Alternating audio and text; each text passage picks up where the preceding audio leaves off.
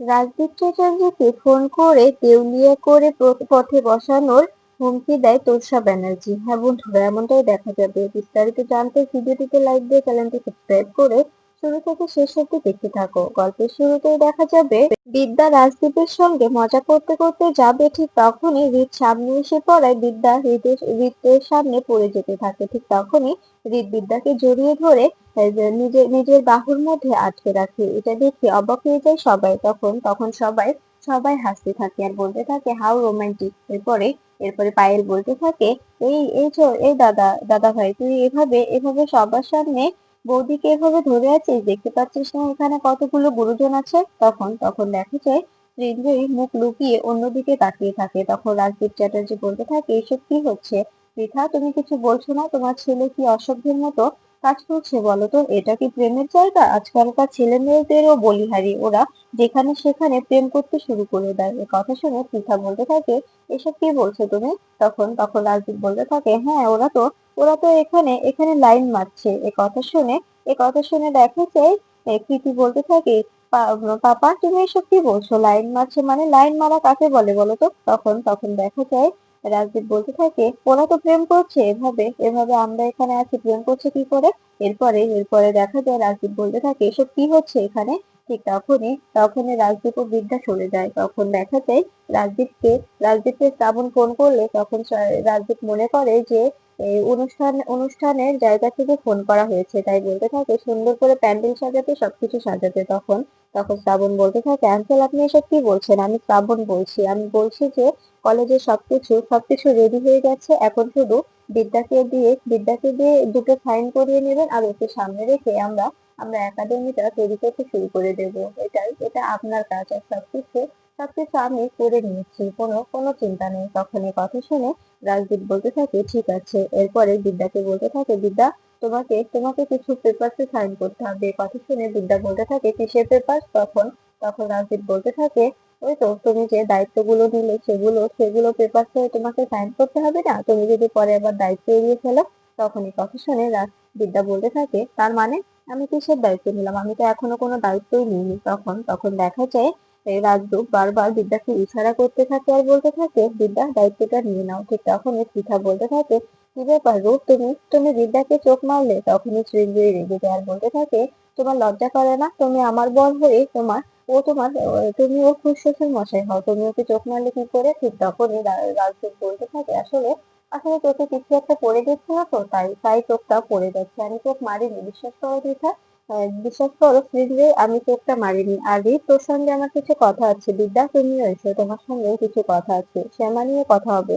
এই বলে রিত ও বিদ্যাকে নিয়ে সেখান থেকে চলে যায় রূপ। এরপরে রূপ আড়ালে এসে বিদ্যাকে বলতে থাকে বিদ্যা, সাইনটা করে দাও। তখন বিদ্যা বলতে থাকে মানে আপনি এসব কি বলছেন? তখন তখন রূপ বলতে থাকে হ্যাঁ বিদ্যা, তুমি সাইনটা করে দাও। সাইনটা করে তুমি তুমি এই এই কলেজের মাথায় বসো, রাজদীপ চ্যাটার্জির মাথায় বসো, আর সেখান থেকে তোমার খেলাটা শুরু করে দাও। তখন এই কথা শুনে বিদ্যা বলতে থাকে আপনি কি বোঝাতে চাইছেন? আমি বুঝতে পারছি না। তখন তখন রূপ বলতে থাকে তুমি সাইনটা করে দিলে তুমি তুমি এসবের মাথায় বসবে, আর তখন তুমি ওখানে নতুন করে কনস্ট্রাকশনের কাজ শুরু করে দেবে। তুমি তোমার হস্টেলটা তৈরি করে নেবে, আর তাও আবার কার টাকায় জানো? মিস্টার রাজদীপ চ্যাটার্জির টাকায়, যে যে ইচ্ছে করে তোমার এই স্বপ্নটা ভেঙে দিয়েছে। এদিকে এদিকে চিরঞ্জীবী তোষা ব্যানার্জিকে ফোন করে বলতে থাকে আপনি আপনি কি কিছু বুঝতে পারছেন? আমি তো কিছু বুঝতে পারছি না। তখন তোষা বলতে থাকে আপনি কি বলতে চাইছেন? আমি তো কিছু বুঝতে পারছি না, কি বলছেন আপনি? তখন চিরঞ্জীবী বলতে থাকে এদিকে তো সেই মাতামাতি হয়ে উঠেছে। আপনি কি কিছুই জানেন না? রাজদীপ চ্যাটার্জি তো মনে হচ্ছে বিদ্যাকে মেনে নিয়েছে, নিজের পুত্রবধূর সঙ্গে কতই না মজা করছে। উনি তো ছোটদের সঙ্গে অনেক অনেক মজা করছে। এবার আমাদের এখানে বৈশাখীতে একটা অনুষ্ঠান হয়, আর সেখানে সেখানে আমার মেয়ে রুষা, প্রীতি, পায়েল সবাই নাচছে, আর সেখানে গাইছে হচ্ছে রাজদীপ চ্যাটার্জি। কথা শুনে হাসতে থাকে তোষা বলতে থাকে আপনি কি বলছেন এসব? রাজদীপ চ্যাটার্জি আর গান? তখন সৃঞ্জয়ী বলতে থাকে আপনি বুঝতে পারছেন না, আপনি হাসছেন কেন? এভাবে এভাবে আপনি হাসতে পারেন না, আপনি বুঝতে পারছেন না এদিকে এদিকে কত কিছু হতে চলেছে। তখন তোষা বলতে থাকে তার মানে কি বলতে চাইছেন আপনি? তখন দেখা যায় সৃঞ্জয়ী বলতে থাকে হ্যাঁ, আমি যা বলতে চাইছি একদম ঠিক বলছি। কারণ রাজদীপ চ্যাটার্জির ভাবভঙ্গি দেখে মনে হচ্ছে উনি বিদ্যাকে মেনে নিচ্ছেন। আপনার মেয়েকে কিন্তু এ বাড়িতে এ বাড়িতে আনা হবে না। আপনি আপনি কি বুঝতে পারছেন কিছু? তখন এই কথা শুনে রেগে যায় তোষা। তোষা বলতে থাকে, আমি এটা কিছুতেই মেনে নেব না। আমি ওনাকে দেউলিয়া বানিয়ে দেবো, কিন্তু আমার মেয়ে, আমি সবকিছু মেনে নিতে পারি।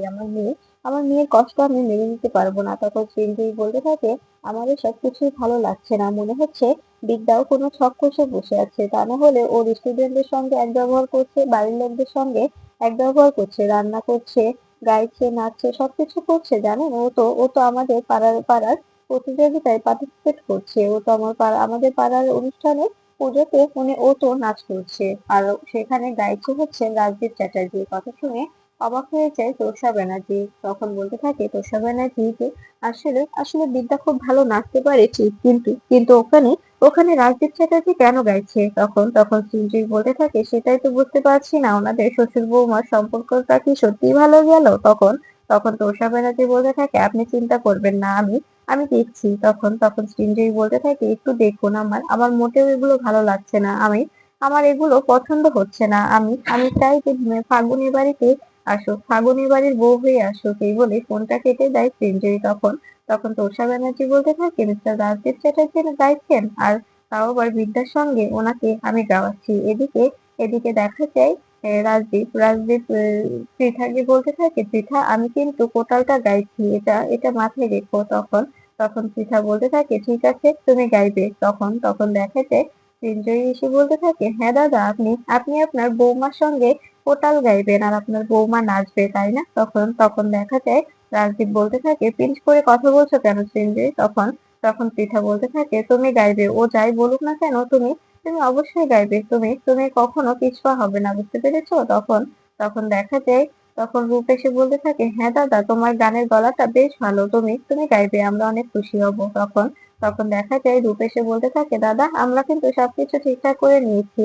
আর এই যে তুই তুই কিন্তু কোটাল হবি। পায়েলকে বলতে থাকলে তখন পায়েল বলতে থাকে, কি, আমি আর জেঠুমনির সঙ্গে আমাকে ফাঁসিয়ে দিলে? কথা শুনে রাজদীপ বলতে থাকে, তার মানে ফাঁসিয়ে দিলে মানে? তখন তখন দেখা যায় পায়েল বলতে থাকে, তুমি পারবে নাকি? আমাকে আমাকে তো গোহারান হারিয়ে দেবে। তখন এই কথা শুনে রাজদীপ বলতে থাকে, তুই আমাকে চ্যালেঞ্জ করছিস? তখন তখন দেখা যায় পায়েল বলতে থাকে, হ্যাঁ করছি, অবশ্যই চ্যালেঞ্জ করছি, তুমি পারবে? আমাকে তো হারিয়ে দেবে তুমি। তখন রাজদীপ বলতে থাকে, আমি আমি অনেক ভালো গান করতে পারি, তুই জানিস না, আমি অনেক ভালো গান করতে পারি, আর আমি তোকে হারাবো না, দেখবি, আমি তোর থেকেও ভালো গাইবো, আমি তোর থেকেও ভালো করব, তুই আমার জন্য জিতে যাবি। তখন তখন দেখা যায় এই, পায়েল বলতে থাকে, আমি বিশ্বাস করি না। ঠিক তখনই দেখা যায় রাজদীপ বলতে থাকে, তুই হারমোনিয়াম আর তবলা নিয়ে আয়, আমি গান করব। তখনই বিদ্যা এসে বলতে থাকে, আপনি এখন গান করবেন? তখন রাজদীপ বলতে থাকে, হ্যাঁ করব, কেন, কোনো সমস্যা?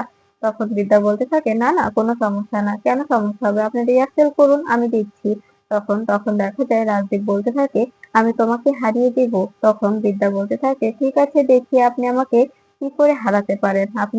আপনি তো কোটালের মতোই দেখতে, কোটালটা করলে ভালোই হতো, কিন্তু আপনি যেহেতু চাচ্ছেন না, তাই আর জোরাজুরি করলাম না। গানটাই না হয় করে দিয়ে। তখন দেখা যায় কথা শুনে রাজদীপ বলতে থাকে, তুমি আমাকে পিঞ্চ করে কথা বলছো বিদ্যা, এভাবে এভাবে পিঞ্চ করে কথা বলবে না। তখন বিদ্যা বলতে থাকে, ঠিক আছে, আর বলবো না। তখন রাজদীপ বলতে থাকে, তুমি তুমি আমাকে চেনো না বিদ্যা, আমি কিন্তু তোমাদের সবাইকে গুহারান হারিয়ে দেব।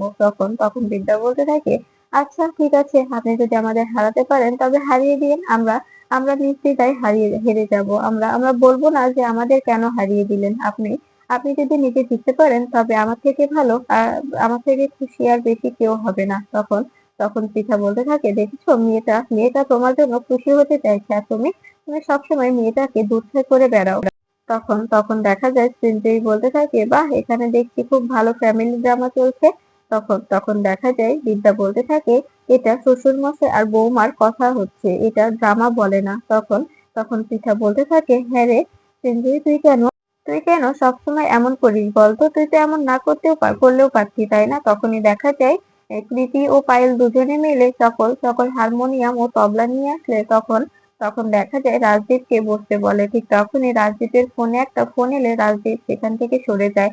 এপাশ থেকে তোষা ব্যানার্জি বলতে থাকে, তোষা ব্যানার্জি বলছিলাম। তখন রাজদীপ বলতে থাকে, হ্যাঁ বলুন।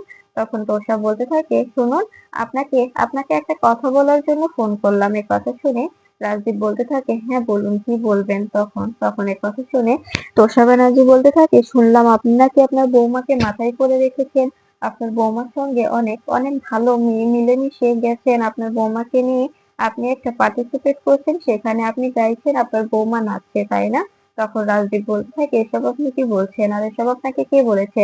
তখন তখন তোষা ব্যানার্জি বলতে থাকে, শুনুন, আপনাকে একটা আমি কথা বলে রাখি, আমি আমি সব মেনে নিতে পারলে আমার আমার মেয়ের সুখটা কিন্তু এভাবে আমি বিসর্জন দিতে পারবো না। আমি আপনাকে একটা কথা বলে দিচ্ছি, আমার আমার মেয়েকে যদি ওর বাড়ির বউ করে না নিয়ে গেছেন না, আমি আপনাদের পথে বসিয়ে দেব। আপনি আপনি সেটা খুব ভালো করেই জানেন যে আমরা কি করতে পারি। এই বলে ফোনটা কেটে দেয় তোষা ব্যানার্জি।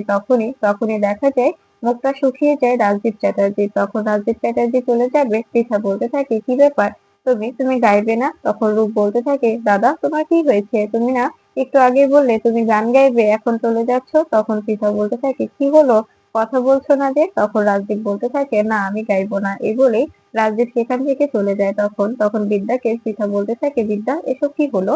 তখন বিদ্যা বলতে থাকে, আসলে আসলে ওনার মাথাটা কেউ খাচ্ছে, সেটা আমি যদি ভুল না হই হয়তো উষা ব্যানার্জি, তা না হলে আমার বাবা কাশ্যপ ব্যানার্জি, এটা এটা আমি নিশ্চিত। এই কথা শুনে তখন অবাক হয়ে যায় পৃথা। পৃথা বলতে থাকে, এসব তুমি কি বলছো?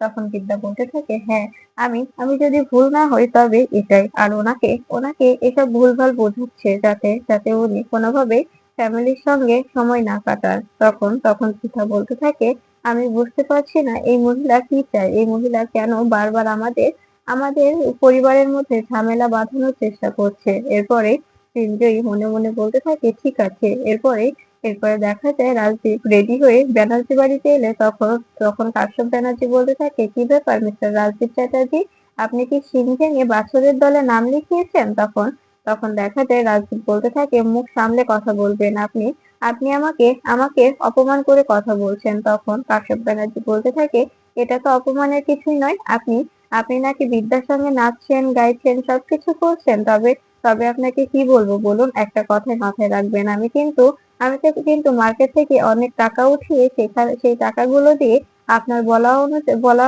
কথা মতো করে আমি জায়গায় জায়গায় জমি কিনে গাদা গাদা জমি কিনে রেখেছি। আর আপনি যদি এখন পিছু পা হন তবে কিন্তু আমি আপনাকে একদম পথে বসিয়ে দেব। তখন এই কথা শুনে রাজদীপ চ্যাটার্জি বলতে থাকে, আপনি কিন্তু বাড়াবাড়ি করছেন। তখন তখন কাশ্যপ ব্যানার্জি বলতে থাকে, বাড়াবাড়ি কি দেখেছেন আপনি?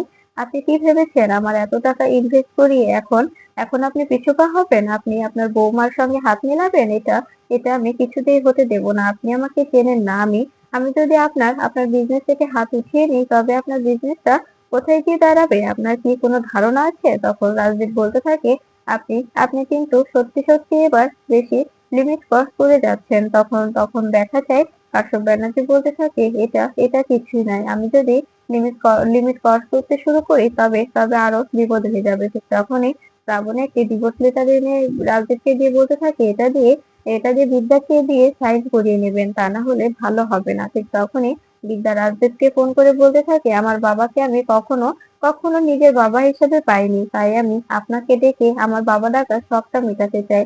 তখন রাজদীপ বলতে থাকে, তুমি কি দুধের স্বাদটা ভুলে নিতে চাইছো? তখন বিদ্যা বলতে থাকে, যদি আপনি তাই মনে করেন সেটাই, আমি আমি অবশ্যই চাইছি। এরপরে রাজদীপ বিদ্যার কথায় কষ্ট পেলে তখন ফাগুন বলতে থাকে, শুনুন আঙ্কেল, আপনি যদি বিদ্যাকে মেনে নেন, বিদ্যার কথায় ভিজে যান, তবে কিন্তু আপনি মনে রাখবেন, আপনাদের একদম একদম দেউলিয়া বানিয়ে দিতে আমাদের মিনিটও সময় লাগবে না। তাই বিদ্যাকেও হারাবেন, আপনার পরিবারটাকেও হারাবেন। এখন এখন আপনি কি করবেন? আপনি ডিসাইড করুন, আপনি কোনটা বেছে নেবেন, আপনি জানুন।